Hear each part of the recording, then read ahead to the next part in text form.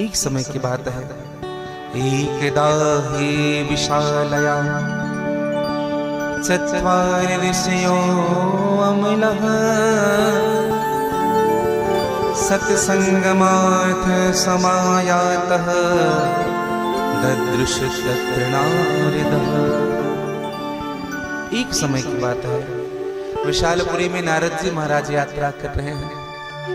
श्रीमन्नारायण नारायण नारायण, श्रीमन्नारायण नारायण नारायण, ओ श्रीमन्नारायण नारायण नारायण, नारायण नारायण नारायण, ओ बलदी नारायण नारायण नारायण,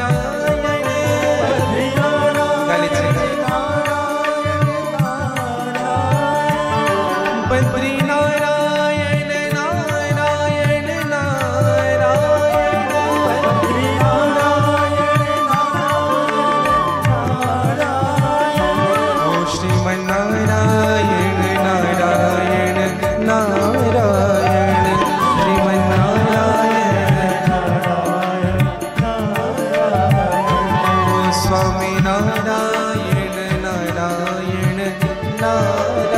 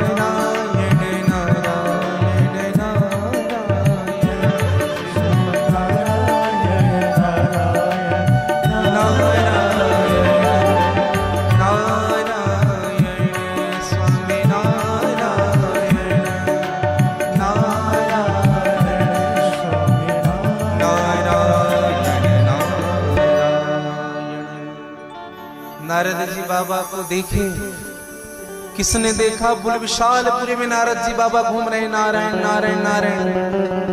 अच्छा एक बात कहें आपको, पहले तो नारद जी धीरे धीरे करते थे नारायण नारायण, आज थोड़ा तेवर बदला हुआ है, जोर जोर से कर रहे हैं नारायण नारायण नारायण नारायण।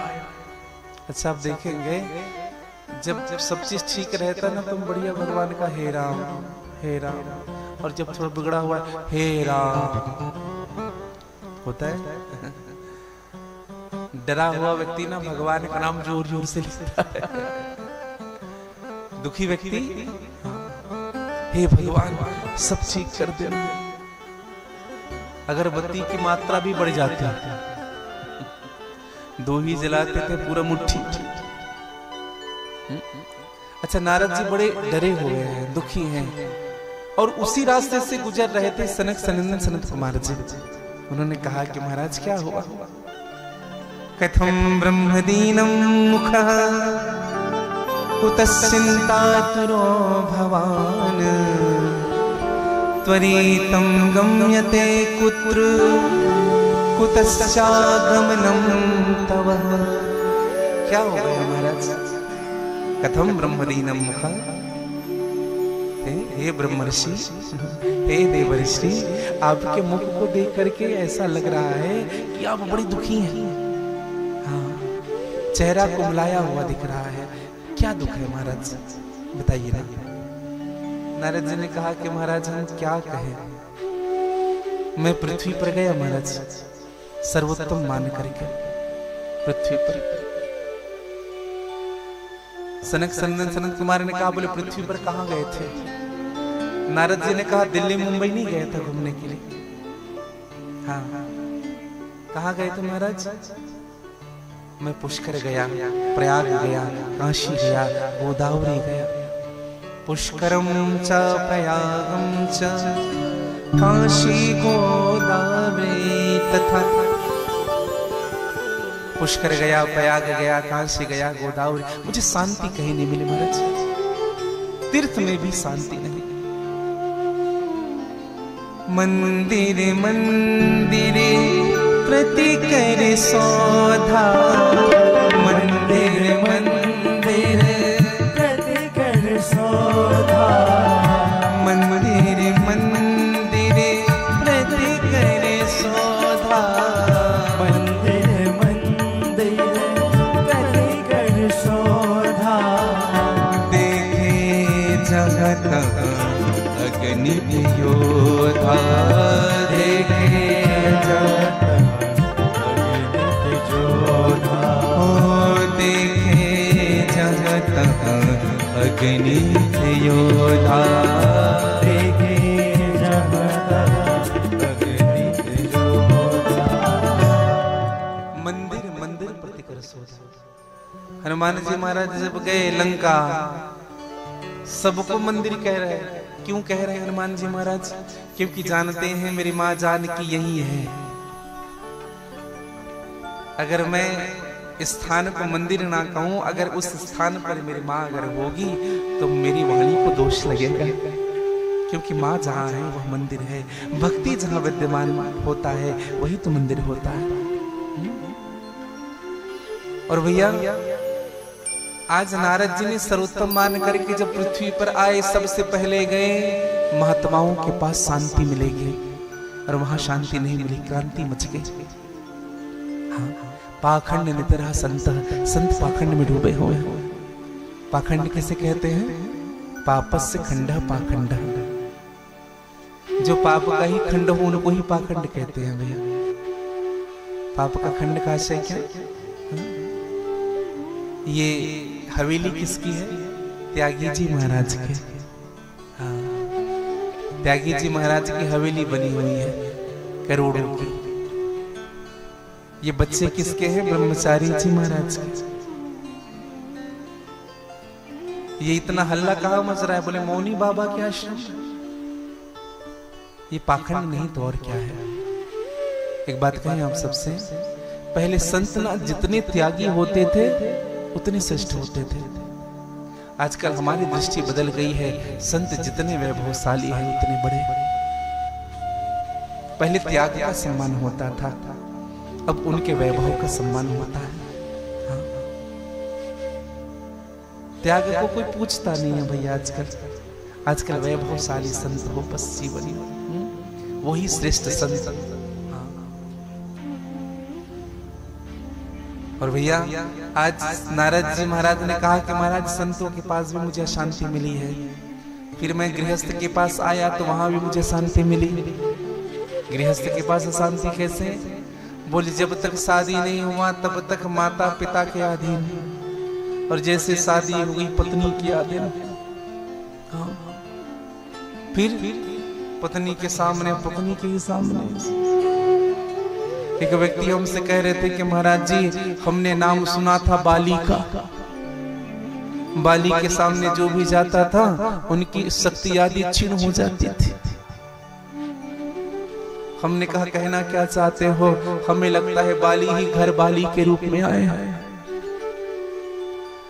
जब उनके सामने जाए तो ऐसे भी हमारी आदि शक्ति क्षीण हो जाती है। तो एक निवेदन कर रहा हूं, विनोद कर रहा था मैं। जीवन में जब से विवाह हुआ माता पिता से दूर हो जाता है संतान। हाँ, और कोई बड़ा काम करना है ना तो भाई को नहीं पूछेंगे।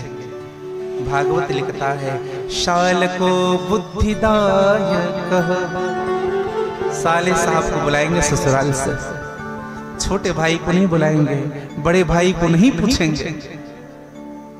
ससुराल प्यारी लगे जपते, माता पिता अलग हो गए। ये गृहस्थ का हाल है महाराज, वहां भी शांति नहीं मिले मुझे। हाँ, जब से तिजोरी की चाबी बहू के हाथ में चली गई, माता पिता घर के बाहर हो गए। हाँ, कोई पूछने वाला नहीं उनको, मुझे शांति कहीं नहीं मिली। लेकिन जब मैं वृंदावन आया, सत्य कहूं महाराज, जब मैं वृंदावन पहुंचा तो मैंने एक स्त्री को रोते हुए देखा बैठ करके। उनके अगल बगल दो वृद्ध पड़े हुए हैं मूर्छित अवस्था में। मन तो हुआ मैं उनके पास जाकर के पूछूं, लेकिन मन में यह भी भाव आया, स्त्री है, थोड़ी थोड़ी बात में रोने लगती है, थोड़ी थोड़ी बात में हंसने लगती। क्षणे तुष्टा क्षणे रुष्टा, तुष्टा रुष्टा क्षणे क्षणे। और जब मैं वहां नहीं गया तो उस स्त्री ने ही मुझे दूर से आवाज दिया, भो भो साधु क्षरम तिष्ठ। महाराज रुकिए रुकिए, हे महात्मन आइए, मेरे ताप पाप संताप को दूर करिए महाराज। हाँ, आप कृपा करिए। नारद जी ने आकर के पूछा, देवी काशित तुम कौन हो? और ये अगल बगल तो वृद्ध पड़े हैं, ये काम विमाओ, ये कौन है?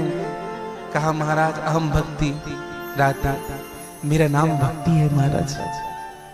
और ये जो दो मेरे अगल बगल जो है ना, ये मेरे पुत्र है महाराज, इनका नाम है ज्ञान और वैराग्य।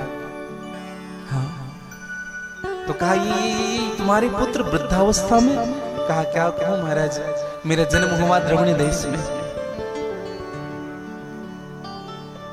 कर्नाटक में मैं पली बड़ी, महाराष्ट्र आदि प्रदेशों में मेरा खूब सम्मान हुआ। लेकिन जैसे मैं वृंदावन आई महाराज, मेरे पुत्र ज्ञान और वैराग्य के खरीदने वाले कोई नहीं है, इनको प्राप्त करने वाले कोई नहीं, इनको स्वीकार करने वाले कोई नहीं।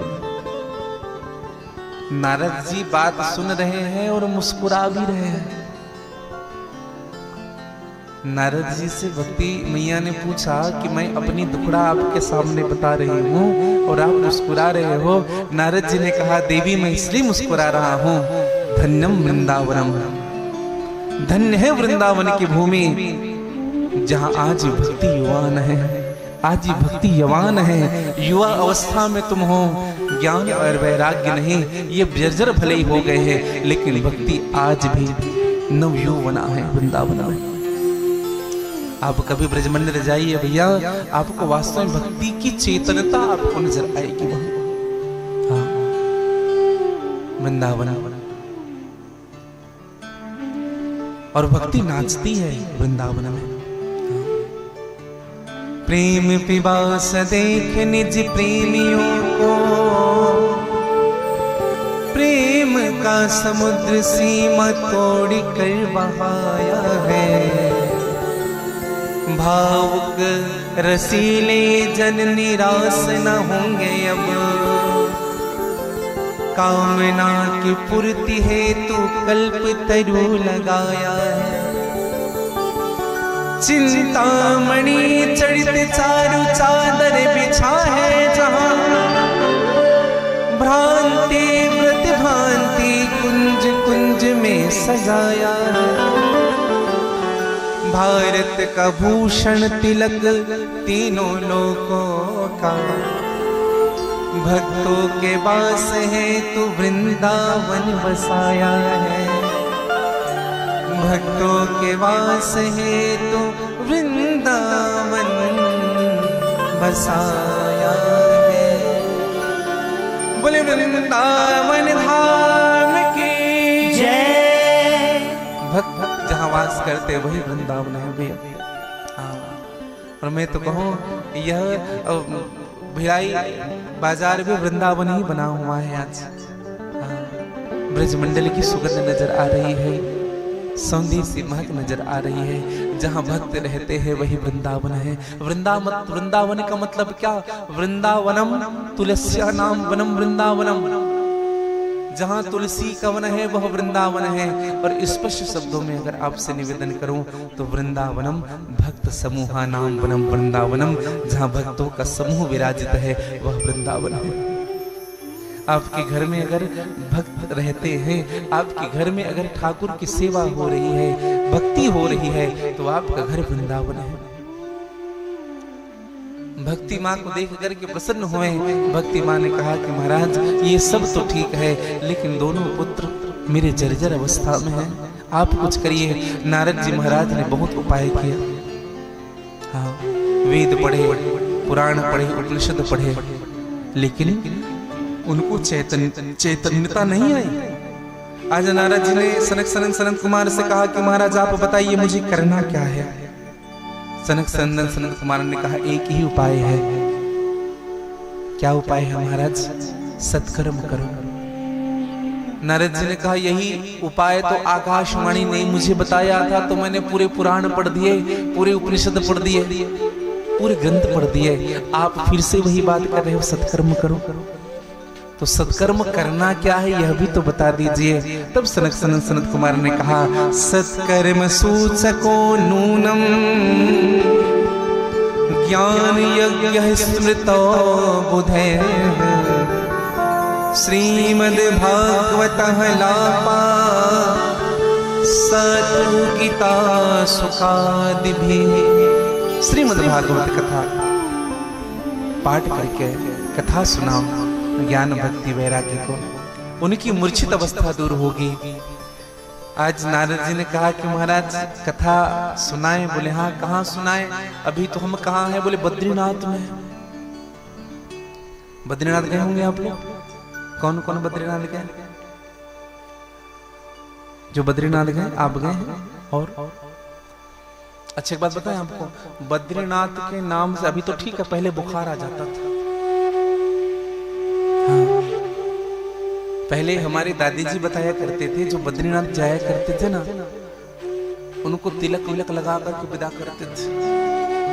हाँ, क्यों करते थे बताएं आपको? जा तो रहा है, आएगा कि इनकी कोई गारंटी नहीं है, इसलिए ना लोग ना लास्ट में बद्रीनाथ करते थे। और एक परंपरा हो जाती ना, वृद्ध होने के बाद तीर्थ करेंगे, तो वृद्ध होने के बाद बद्रीनाथ जाते थे, अब वहीं विसर्जित होकर के। तो पहले बहुत दुर्गम था, लेकिन आजकल रास्ते सुगम हो गए हैं, बहुत सुगम हो गए हैं। प्रशासन ने, सरकार ने बहुत सुगम कर दिया है सारी चीजों को। और मैं तो अभी उस दिन का पेपर पढ़ भी रहा था, एक रोपवे और रेल लाइन भी बिछ रहा है बहुत बड़े रूप में। हाँ, अब ईश्वर की कृपा ही समझे। हाँ, तो मैं निवेदन करूं, आज नारद जी ने प्रार्थना किया महाराज बद्रीनाथ में कथा तो संभव नहीं, तो कथा होगा कहां? यहां कथा नहीं संभव है तो कहां होगा? जहां लोग बैठ सकते हैं, जहां केवल ज्ञान भक्ति वैराग्य का ही कल्याण नहीं, औरों का भी कल्याण हो, और संत महात्मा करके भगवान की कथा सुने। तो कहां होगा? हरिद्वार में। हरिद्वार में कथा होगी। अच्छा, कितना सुंदर सत्र है, विचार करिएगा। जीवन में कल्याण तभी हो सकता है जब जीवन घर द्वार को छोड़ करके हरिद्वार में चला जाए, घर द्वार से दूर हट जाए। हरिद्वार में अगर हम बैठ करके भगवान की कथा सुने तभी जीवन संभव है। और हरिद्वार में है क्या? राम भगति जहाँ सूर्य सरिधारा, राम भगति जहाँ सूर्य सरिधारा, सूर्य से ब्रह्म विचार प्रचारा,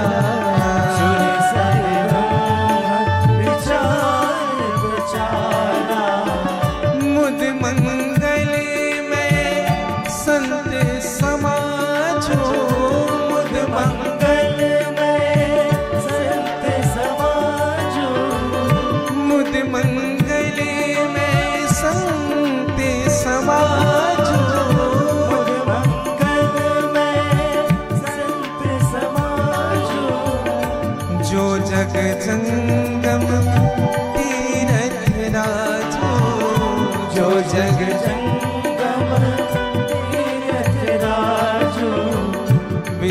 निषेध में कली भल हरणी, निषेध में कली भल हरणी। राम कथा रघुनंदन बरनी, राम कथा रघुनंदन बरनी।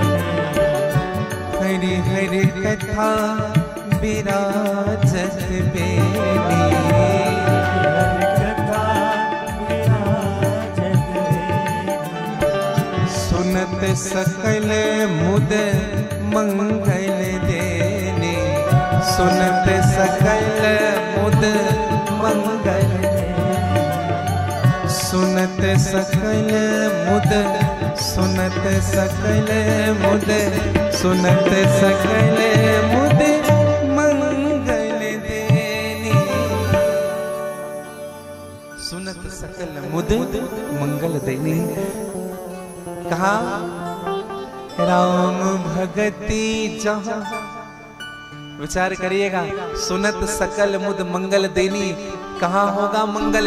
राम भगति जहाँ सुर सरी धारा, जहाँ भक्ति की गंगा बह रही है।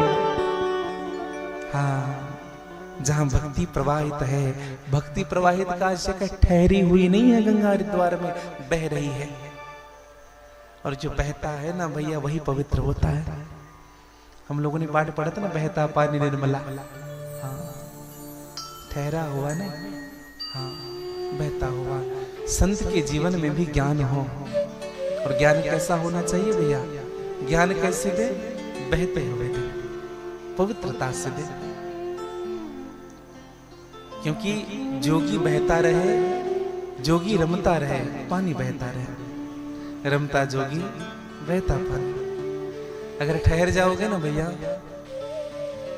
हाँ, तो बात आने लगेगी। एक संत ने कहा, बच के रहना दुनिया की परछाई से, बच के रहना दुनिया की परछाई से, दुनिया वाले बना लेते हैं पर्वत की कराई से।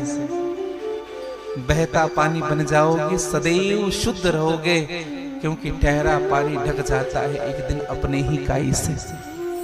बहते रहो, उपदेश करते रहो, संसार का कल्याण करते रहो, और बहते रहो जीवन में। कहीं संबंध मत बनाओ, हाँ, संबंध मत बनाओ, बस बढ़ते जाओ। हाँ, और कभी ये जीवन में नहीं होना चाहिए, संतों के जीवन में, मुझे लोग पहचाने, मेरा सम्मान करें। मेरे गोविंद का सम्मान, मेरे कथा का सम्मान हो रहा है, यही संत का भी सम्मान है, यही एक भक्त का सम्मान है। मेरी इष्ट का सम्मान होना मेरे ही सम्मान के बराबर है। जिस दिन मन में बात बैठ गई वही भगत है भैया। हाँ, मेरे श्रेष्ठ का सम्मान होना ही मेरा सम्मान है। और जिस दिन श्रेष्ठ से हट करके हम अपना सम्मान ढूंढना प्रारंभ करते हैं ना, उसी दिन भक्ति का पतन होता है, उस दिन भक्ति कलंकित तो होती है। मेरे भाई बहन, आज नारद जी ने कहा कि महाराज ठीक है, हरिद्वार में कथा की जाए।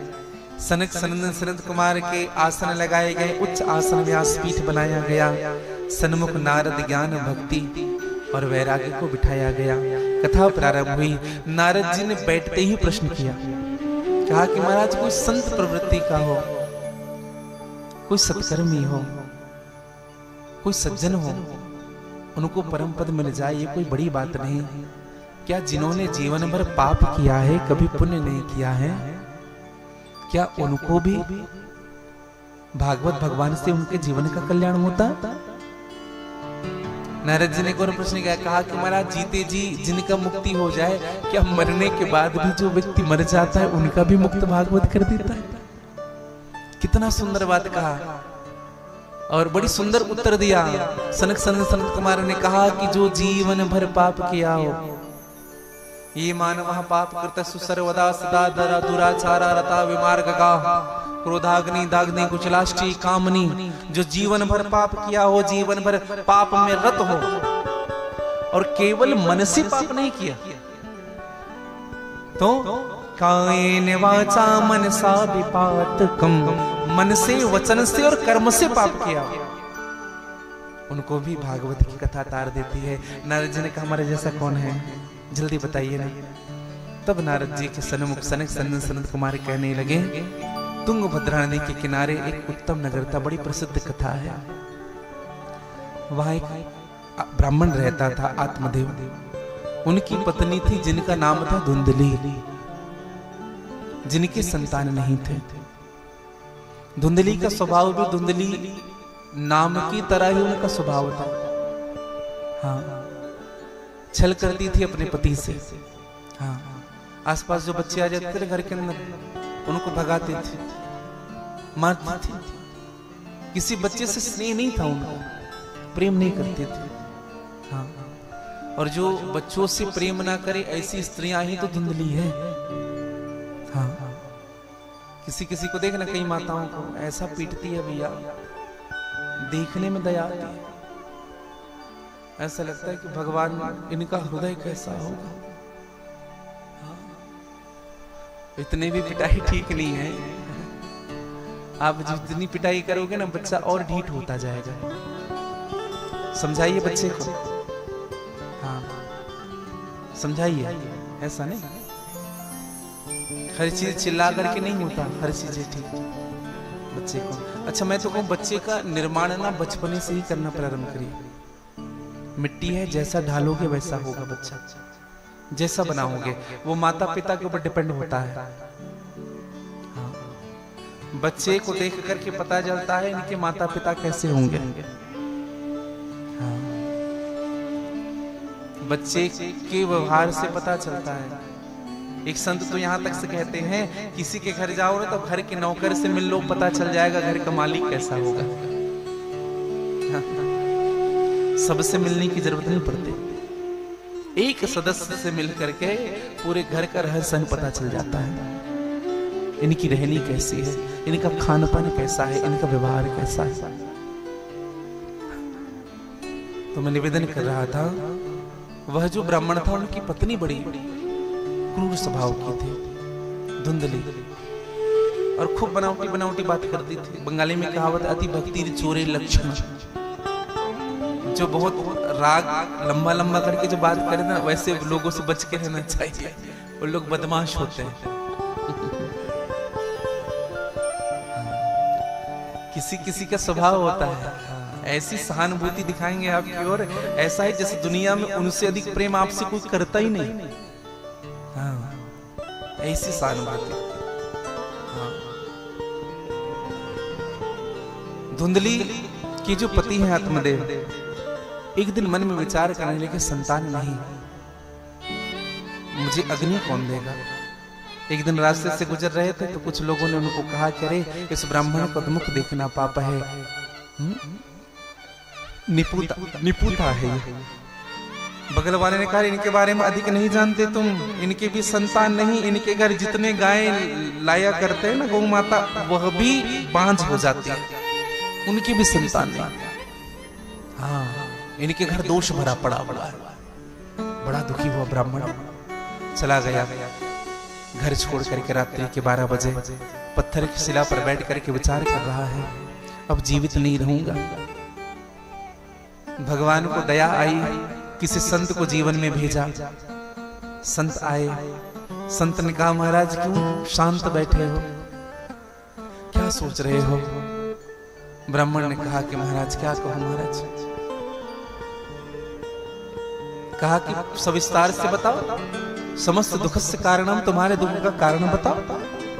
कहा महाराज भगवान ने सब दिया है लेकिन संतान नहीं दिया।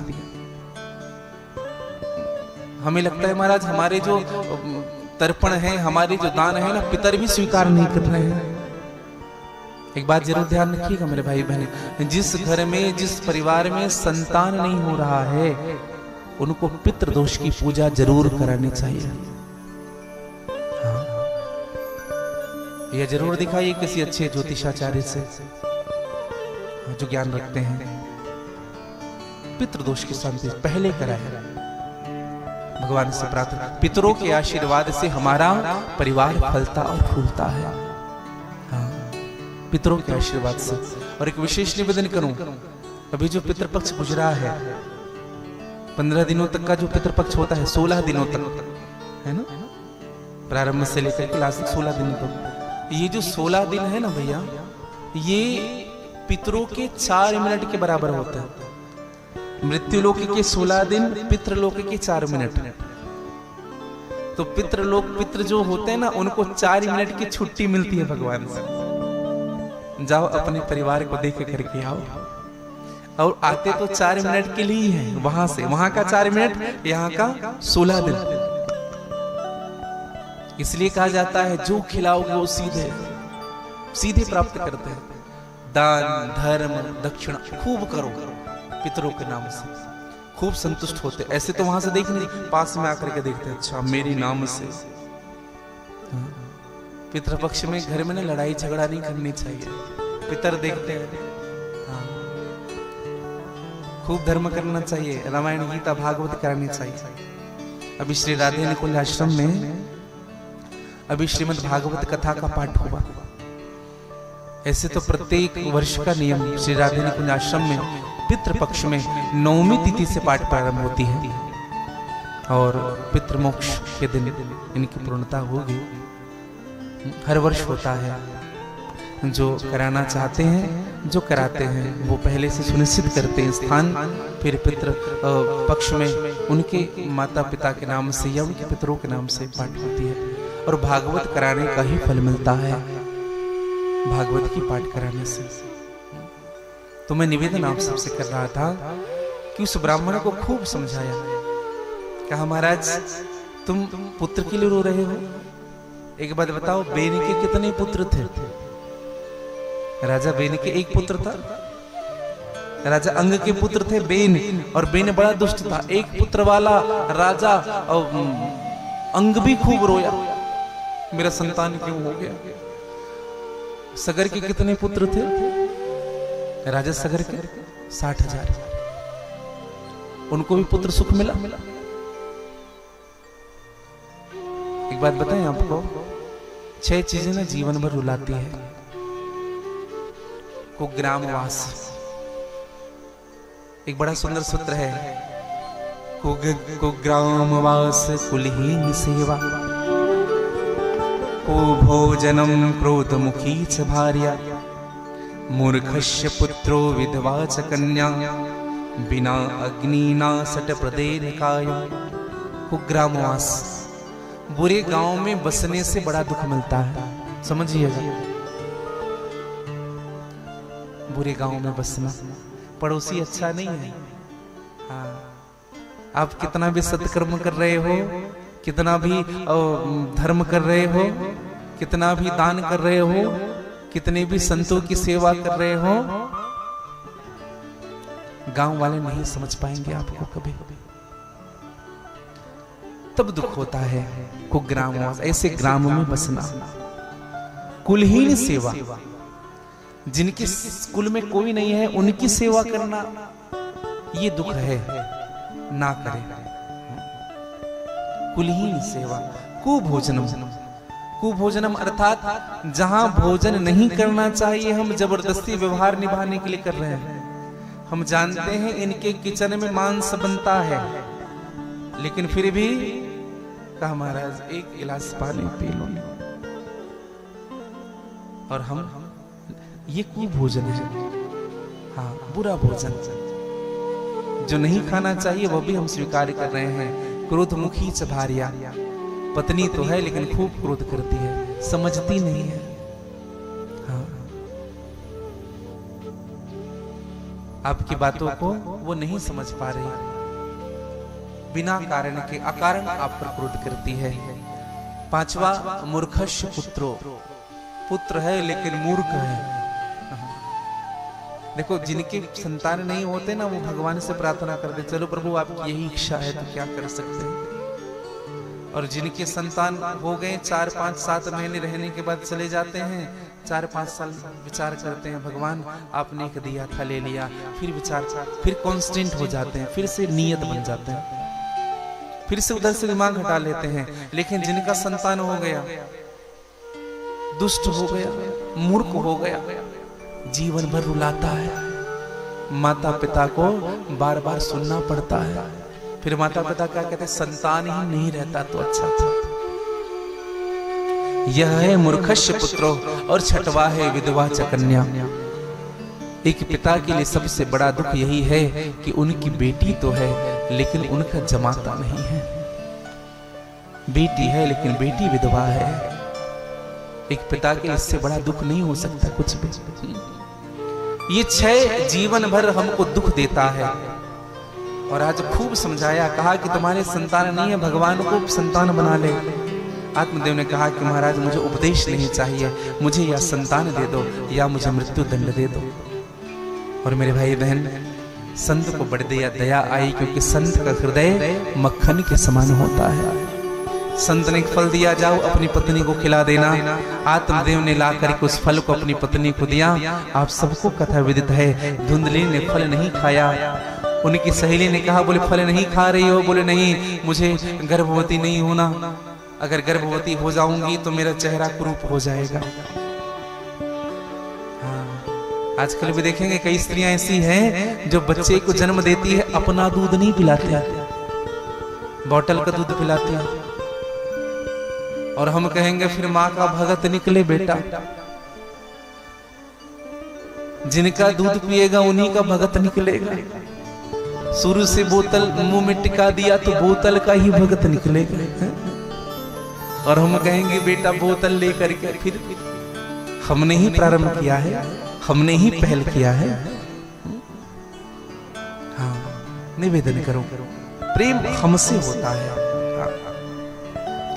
तो मैं निवेदन करूं, खूब समझाया। आज धुंधली को उनकी सहेली ने कहा, तू चिंता मत कर, मैं गर्भवती हूं, मुझसे अगर कोई संतान हो जाए तो मैं तुम्हें ला करके दे दूंगी। और भैया धुंधली ने उस फल को गौ माता को खिला दिया। संत का प्रसाद कभी फल नहीं हो सकता। अब तो धुंधली नाटक करने लगे, कपड़े डाल डाल करके, पेट में कपड़े डालती थी। 1 महीना 2 महीना 4 महीना ऐसे बढ़ाती थी कपड़े। और समाज में जो नाटक करे वही तो धुंधली है। परिवार में जो नाटक करे वही तो धुंधली है। कुछ स्त्रियों का स्वभाव होता है जबरदस्ती रोने का, जबरदस्ती घर में कलह करने का स्वभाव होता है। छोटी छोटी बात में अगर वो गलत भी है तो भी रोएगी, सही की बात तो अलग है। ये स्वभाव छोड़ दीजिए मेरे भाई भाई। असत्य के नींव पर कोई भी संबंध टिक नहीं सकता। हाँ, तो मैं निवेदन करूं, आत्मदेव की पत्नी ने फल खिलाया। अब तो धुंधली नाटक करने लगी। 9 महीने बाद उनकी सहेली ने एक संतान ला करके उनके गोद में दे दिया। धुंधली ने ढिंडोरा पिटवा दिया, मेरा संतान आ गया। बांझ का जाने प्रसव की पीड़ा। संत ने जो प्रसाद दिया था, जो फल गाय ने खाया था, गाय ने भी संतान को जन्म दिया, जिनका पूरा शरीर मनुष्य का ही था, लेकिन कान गौ के पुत्र होने के कारण गाय का था। आत्मदेव बड़े गदगद हो गए। नहीं दिया था तो नहीं दिया, दिया तो 2-2। बड़े आनंदित हुए। धुंधली से जो पुत्र हुआ था उनका नाम उनकी माँ ने ही रखा। आजकल भी है ना फैशन, माता पिता के नाम से बेटे का नाम जुड़ा हुआ होना चाहिए। तो धुंधली का पुत्र हुआ धुंधकारी। पंडित जी के पास नहीं जाएंगे महाराज जी, पंडित जी से नहीं पूछेंगे। आजकल तो ऐप आया है, सब देख लेते पहले से, फिर फोन करके पूछेंगे गुरुजी ऐसा ऐसा समय है, इस अक्षर से नाम लिखना है, हम ये सोच रहे थे, ठीक रहेगा कि नहीं, फिर पूछ क्यों रहे हो? सभी डिसाइड तुम ही कर लिए, फिर क्यों पूछ रहे हो? नाम रखा धुंधकारी, गोकर्ण। जो गो से पुत्र जन्म हुआ था उनका नाम लिखा गोकर्ण जी महाराज। बोले गोकर्ण महाराज की जय। दोनों में अंतर क्या हुआ? दोनों बालकों में धुंधकारी महाखल, गोकर्ण पंडितो ज्ञानी। गोकर्ण ज्ञानी हुआ, पंडित हुआ, धुंधकारी खल बुद्धि का हुआ। और धुंधकारी का स्वभाव वैसा ही बढ़ता रहा। हाँ, निवेदन करूं भैया, धुंधकारी जैसा नाम था वैसा उनका स्वभाव था। चोरी करना, डाका डालना, आग लगा देना, किसी बच्चे के गले में रस्सी बांध करके, पत्थर बांध करके डुबा देना, ये स्वभाव था। पिताजी बड़े दुखी हुए, गोकर्ण ने समझाया, पिताजी दुखी मत हो, तीर्थाटन करने जाओ। तीर्थाटन करने के लिए गए पिताजी। एक दिन माँ ने विचार किया, ये इतना पापी, इतना अत्याचार कर रहा है, समझाया, अपनी माँ की एक नहीं सुना।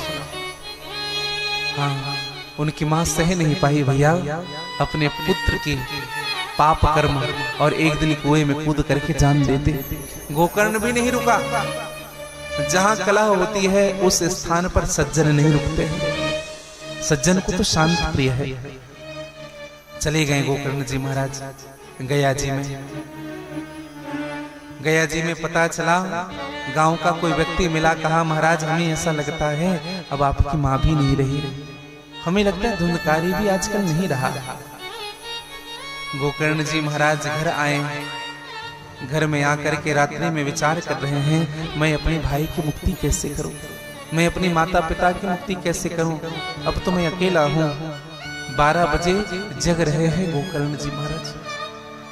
या निशा सर्वभूतानां तस्य जागृति संयमी। जिस समय सारी संसार सोती है उस समय संयमी पुरुष जागते हैं। 3 ही जगते हैं भैया, या योगी जगेगा, या भोगी जगेगा, या रोगी जगेगा। योगी योगवश जगता है, भोगी भोगवश जगता है, और रोगी रोगवश जगता है। कथा ऐसी आती है, गोकर्ण जी महाराज सोए हुए थे, अजीब सी आवाज आने लगी। ऐसा लग रहा है किसी के गर्दन को दबाया जा रहा है। गोकर्ण जी महाराज ने देखा, उधर से आवाज है, जिधर से आवाज आ रही उधर ही जल अभिमंत्रित करके सिंचित किया। एक परछाई सी उभरी। गोकर्ण जी महाराज से हाथ जोड़ करके कहा, भैया अहम भ्राता तदो अस्मि धुंधकारी नाम। भैया मैं आपका भाई धुंधकारी हूँ, मुझे 5 वेश्याओं ने मार डाला, भैया यही दफना दिया, मेरे उद्धार कर दो भैया, मैं प्रेत हो गया। और भैया प्रेत पीड़ा विनाशिनी भागवत की कथा। गोकर्ण जी महाराज ने गुरु जी से ज्ञान प्राप्त किया है। गुरु जी ने बताया, सप्ताह वचनम कुरु, 7 दिन की भागवत सुनाओ। और गोकर्ण जी महाराज ने भागवत कथा कहना प्रारंभ किया। व्यास आसन बनाया गया, सभी ग्रामवासियों को बिठाया गया, और एक पोली बांस में धुंधकारी को स्थान दिया गया। और भैया पहले दिन की कथा हुई, पहला गांठ टूटा। दूसरे दिन की कथा हुई, दूसरा गांठ टूटा। तीसरे दिन की कथा 7 दिवसीय कथा पूर्ण हुई, 7 गांठ टूटा। धुंधकारी का स्वरूप भगवान के पार्षद की तरह हो गया। विमान आया है, विमान पर धुंधकारी को बिठाया, और आज विमान चले गए भगवान वैकुंठ नाथ के पास। बोले वैकुंठ नाथ भगवान की जय। गांव वालों ने कहा, महाराज ये क्या हुआ, विमान आया, बांस टूटा, इससे दिव्य पुरुष प्रकट हुआ, ये कौन है? कहा यही मेरा भाई धुंधकारी, जीवन भर पाप किया है, प्रेतात्मा में जन्म ले चुका था, मैंने इनको पुण्यात्मा बना दिया। भगवान के लोग चले गए। कारण क्या है महाराज? कहा भागवत की कथा सुनी। गांव वालों ने कहा हमने भी तो कथा सुनी, हम तो नहीं गए।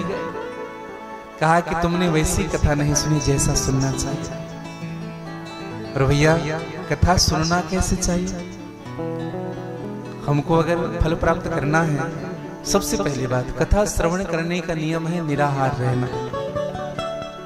निराहार मतलब बिना कुछ खाए, बिना आहार के रहना ही निराहार है। जल भी आहार में गिनती आता है, कई लोग बिना जल के रहते हैं। अच्छा, दूसरी दृष्टि में जल को आहार नहीं माना जाता।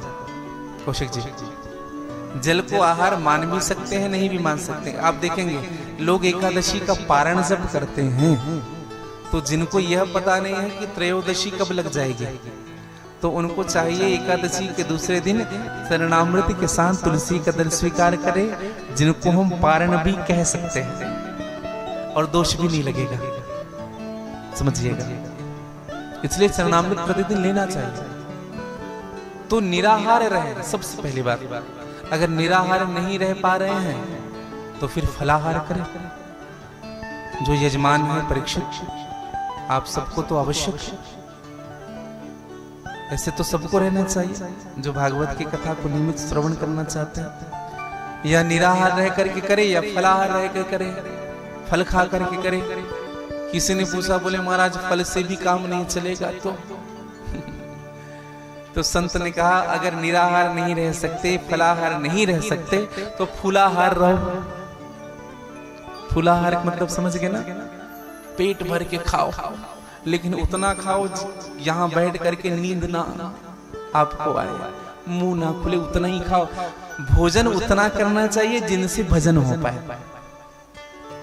हाँ, और ये जो नींद की जो बीमारी है ना भैया, बगल वाले से फैलते जाती है। एक को देखे दूसरे का मुंह खुलेगा जरूर, निद्रा देवी।